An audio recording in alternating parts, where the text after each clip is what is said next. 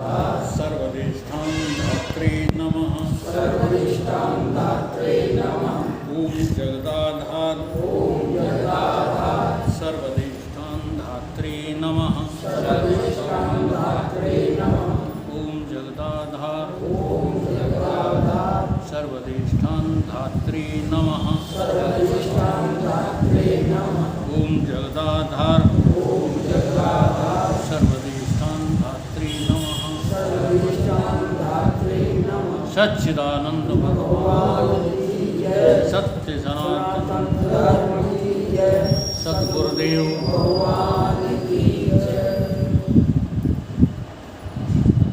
श्लोक नंबर 3 है। आदिगुरु शंकराचार्य कृत ये विवेक चूड़ामणि, इसका श्लोक नंबर 3, उस पर आज चर्चा करना है। कहते हैं दुर्लभम त्रयमेव देवानुग्रह हेतुकम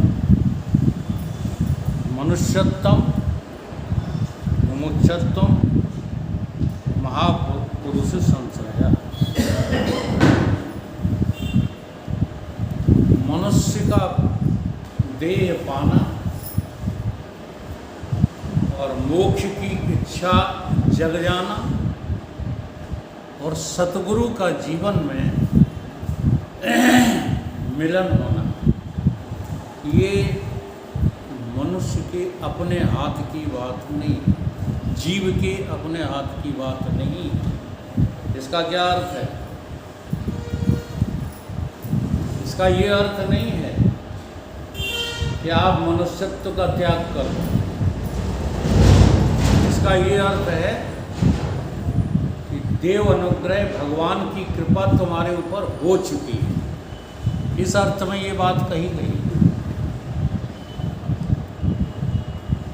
भगवान की कृपा वो नहीं है जिसको हम समझते रहते हैं। जिंदगी में सुख प्राप्त हो जाना, आज्ञाकारी सुत मिल जाना, अपने अनुकूल जो है परिवार मिल जाना, ये भगवान की कृपा नहीं है। ये तो 84 लाख योनियों में तुम न जाने कितनी बार प्राप्त कर चुके हो और फिर आगे संभावना है प्राप्त करने की, अगर नहीं माने तो। भगवान की कृपा वही है कि भगवान ने अपनी ओर से तुमको वो विवेक दे दिया है जिसका उपयोग करके तुम मनुष्य हो जाओ। ये भगवान की कृपा है।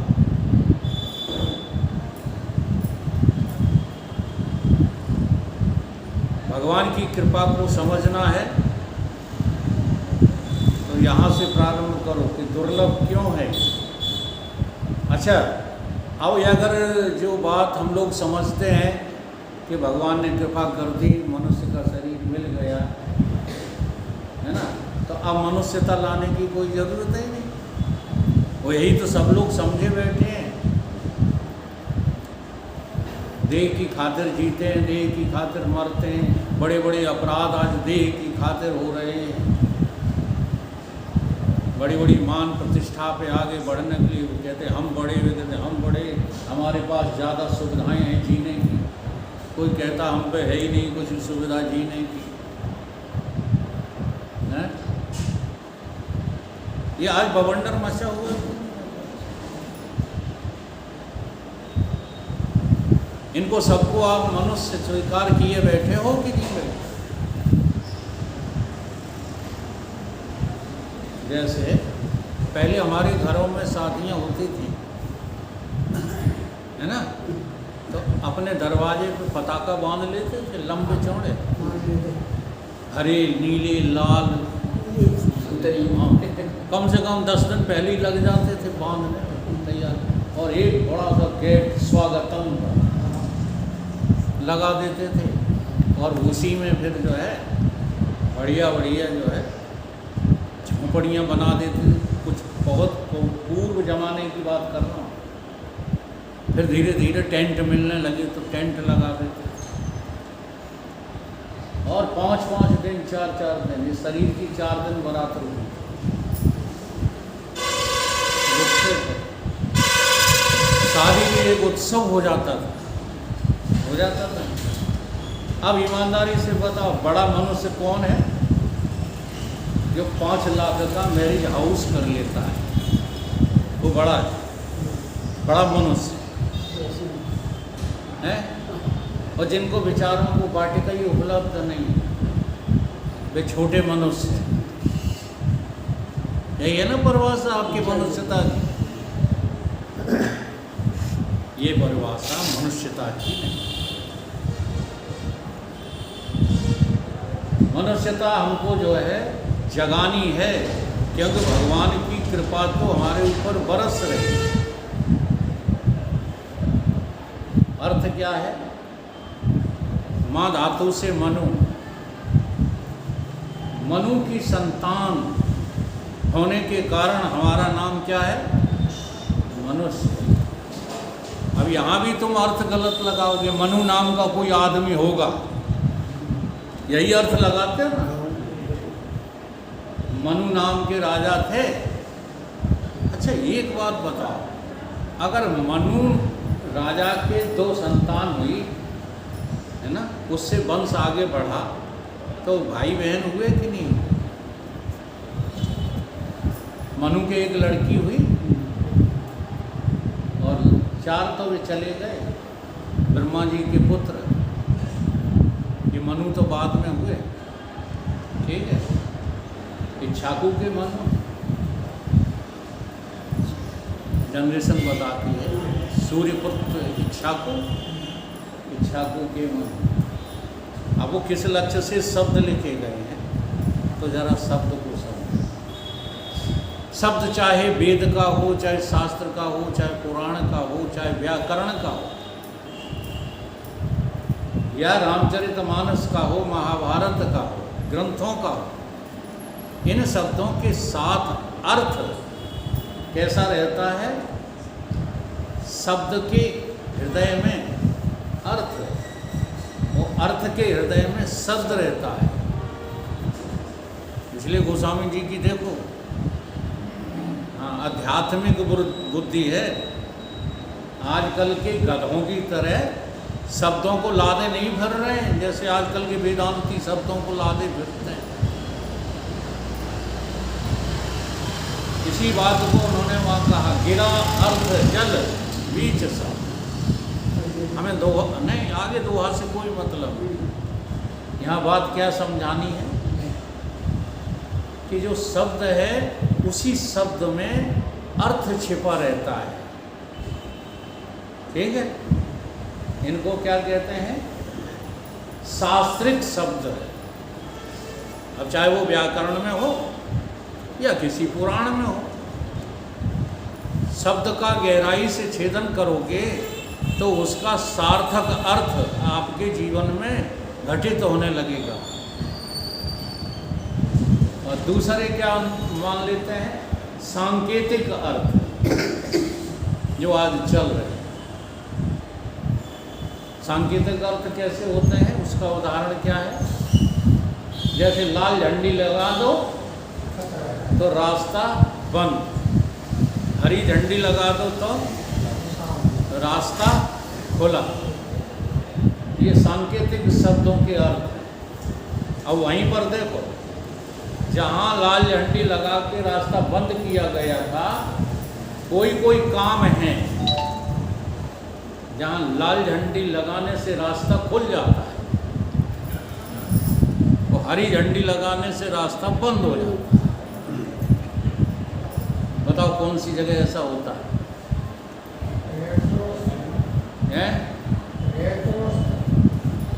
रेड क्रॉस का हॉस्पिटल, हाँ होता है ना। चलो इतना खोज लिया। नहीं, मैंने तो सड़कों पर देखा है। सड़कों पर जब काम चलता है ना, तो हरी झंडी लगाते हैं रोकने के लिए, और लाल झंडी जहाँ लगी होती तहाँ से निकल जाए। तो ये सब तुम्हारे सांकेतिक बनाए हुए अर्थ हैं। तो यहाँ जो है समझना क्या है कि हमने अपने मनोमुखी होकर शास्त्रों को, पुराणों को, वेदों को मनगढ़ंत अर्थ लगा करके नष्ट भ्रष्ट हो,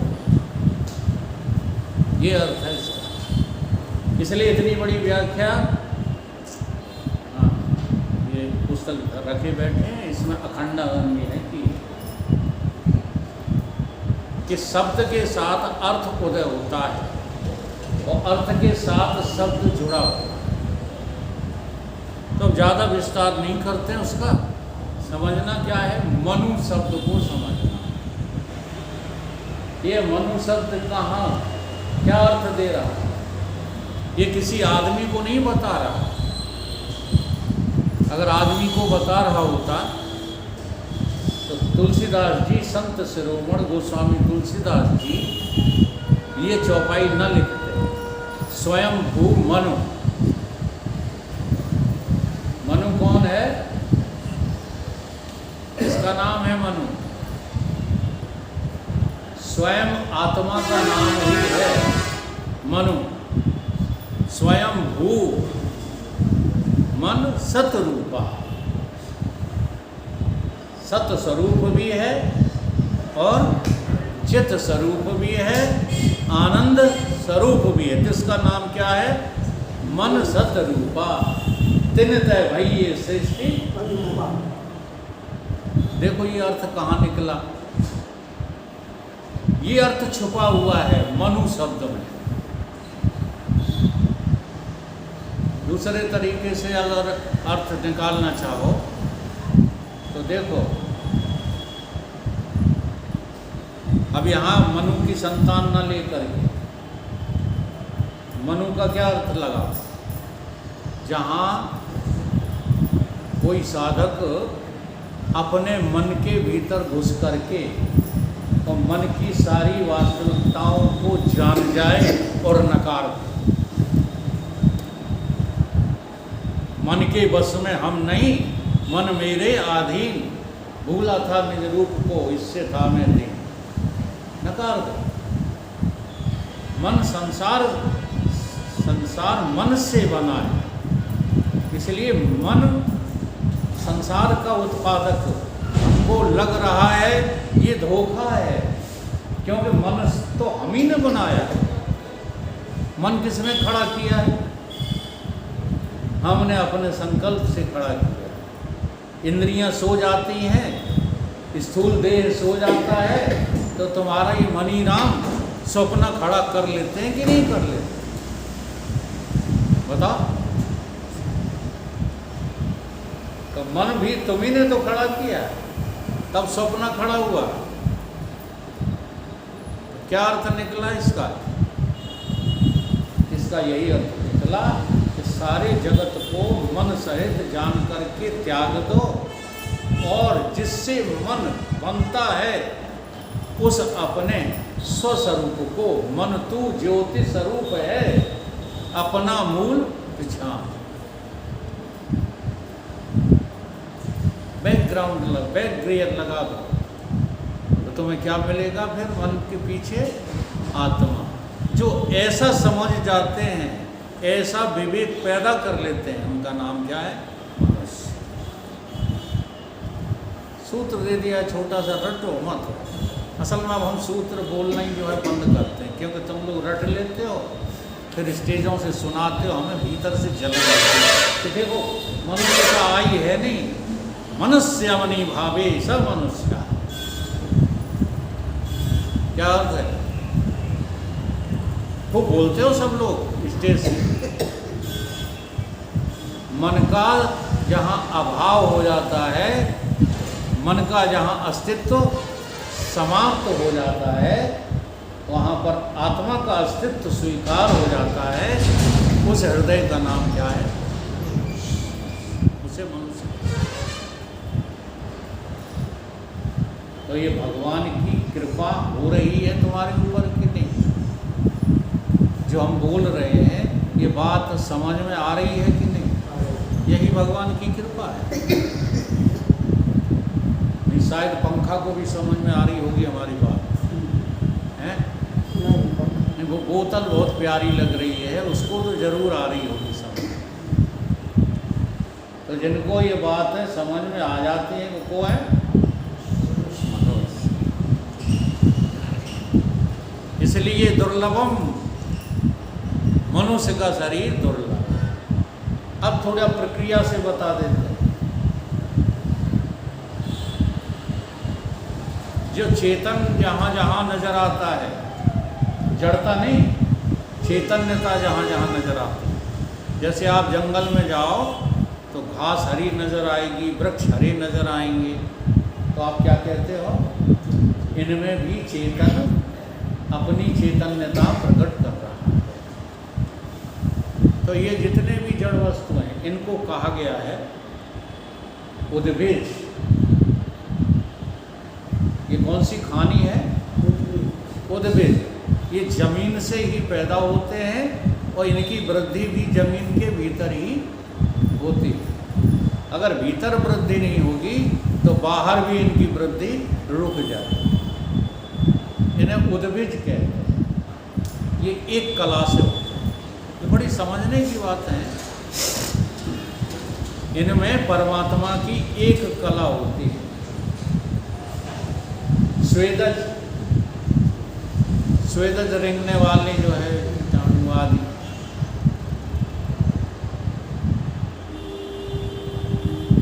बैक्टीरिया आदि, तुम्हारे दूध में हजारों बैक्टीरिया पलते हैं, पुसते हैं, खत्म हो जाते हैं। ये सब क्या है? स्वेदज। इनमें दो कलाएं होती हैं। ये दो कलाओं से होती है। उद्भिज, स्वेदज, फिर अंडज, जो अंडों को फोड़ करके निकलते हैं वो क्या होते हैं? अंडज। इनमें तीन कलाएं होती हैं। फिर होते हैं जरायुज, और जरायुज में दो भाग हैं, एक चतुष्पाद, एक द्विपाद। तो जो चतुष्पाद होते हैं उनमें कितनी कलाएं होती हैं? एक एक कला बढ़ाते जाइए। चार कलाएं, तीन तीन तो हो जाए। हाँ, इनमें चार कलाएं होती हैं पशुओं में। और मनुष्य होता है पांच कला का अवतार। पांच कलाएं होती हैं। अब पांच कलाओं का अर्थ समझिए, बड़ा गहरा अर्थ है ये। जैसे आखिरी तत्व आकाश है, आकाश होगा तो वायु भी होगी, अग्नि भी होगी, जल भी होगा, पृथ्वी भी होगी। आकाश का कभी भी इनकी अपेक्षाकृत अभाव नहीं होता। ऐसे ही मनुष्यता कभी मिटती नहीं है। और एक बहुत आश्चर्यजनक बात बता, ये मनुष्य का जीवन निर्वाह ये नीचे वाली चार कलाओं को खाने से होता है। जी हाँ, इसका नाम इसलिए सो भी मनुष्य है। समझ के देखो, उद्भिज। शायद गेहूं आपका भोजन है, चना आपका भोजन है, नहीं है? ये सब आपका भोजन है, आप इसको खाते हैं, इसलिए मनुष्य है।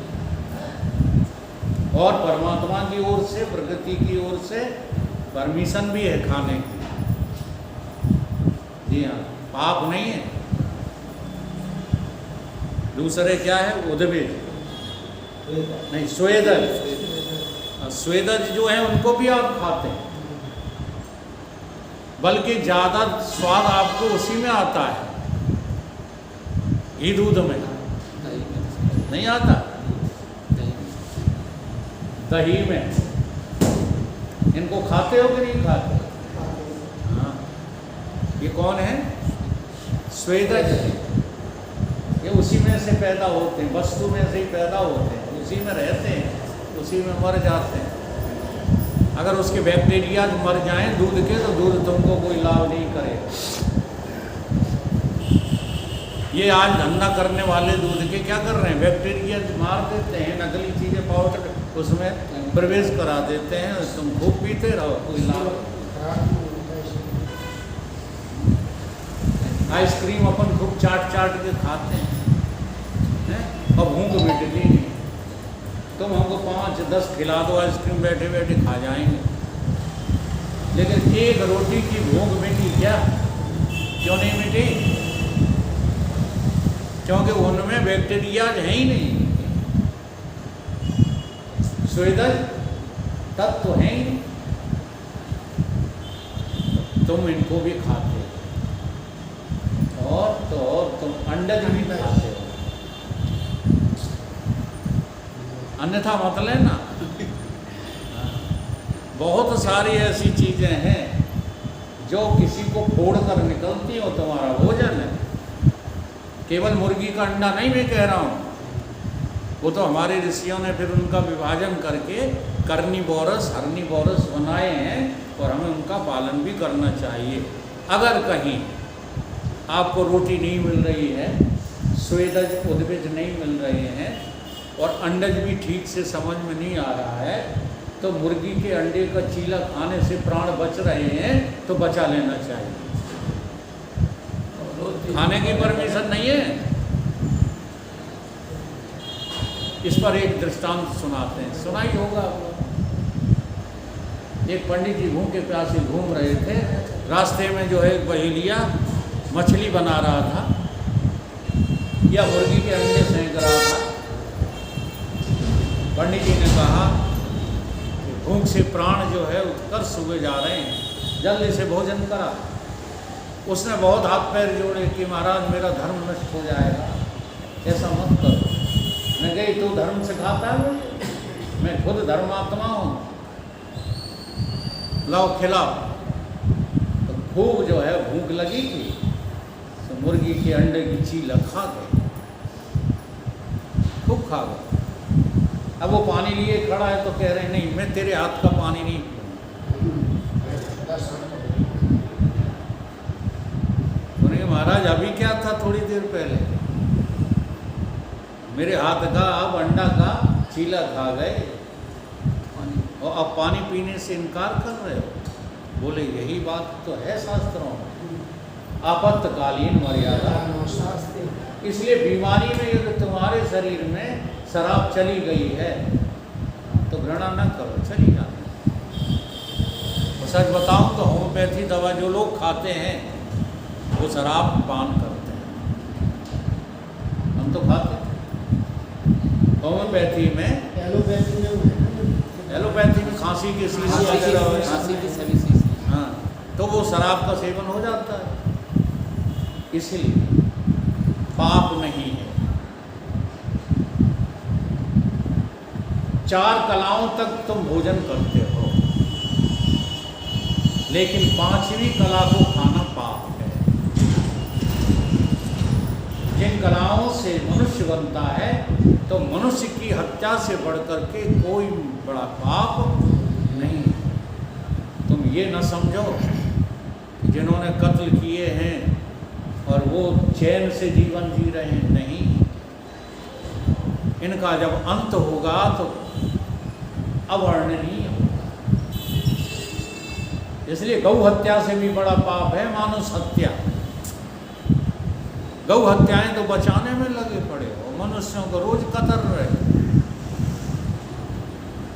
हमारा शास्त्र क्या कहता है, मनुष्य वही है जो कभी मनुष्य का हनन न करे। न हन्यते हन्य माने शरीर, भगवान गीता में सिखा रहे हैं। क्या अहंकार करता है, तू तो न मारने वाला है न मरने वाला है, न तू किसी को मारता है न तू मरता, इसलिए तू मनुष्य है। ये मनुष्य की परिभाषा है।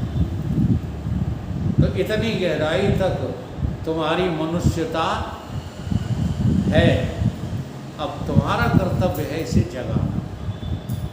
इसलिए ये दुर्लभ है, इसको देव अनुग्रह से प्राप्त किया जाता है। अर्थात जो श्रद्धा नहीं करते भगवान में, जो आस्तिक नहीं है, जो धार्मिक नहीं है, वो मनुष्य नहीं। सीधा सा गणित है। सुन रहे हो उदय सिंह? हाँ, सुन रहे। केवल तिलक लगाने से मनुष्य नहीं होता। जो वास्तविक नहीं है और धार्मिक नहीं है हाँ वो जी। मनुष्य नहीं है। जो धर्म से जीवन नहीं जी रहा, जो आस्था भगवान में न करके धन में करता है, कमाएंगे नहीं तो भूखों मर जाएंगे, ये आस्था है। जरा सा आस्था का त्याग करके देखो, रोटी तुम्हारे पीछे पीछे पीछे फिरती है। हाँ, फिर ही रही है गुरु जी। फिर रही है। हाँ, कहते हैं भगवान मेरा भक्त भूखा न रह जाए, पीछे पीछे फिर रही है। लेकिन आस्था तो होनी चाहिए। लेकिन तुम तो अपने कृत अभिमान को ही सबसे बड़ा मानते हो। कहते हम करेंगे नहीं तो खाएंगे कैसे। इसलिए दुर्लभ। अब दूसरी चीज क्या दुर्लभ है? ये तो हो गया मनुष्य शरीर, भगवान की कृपा है।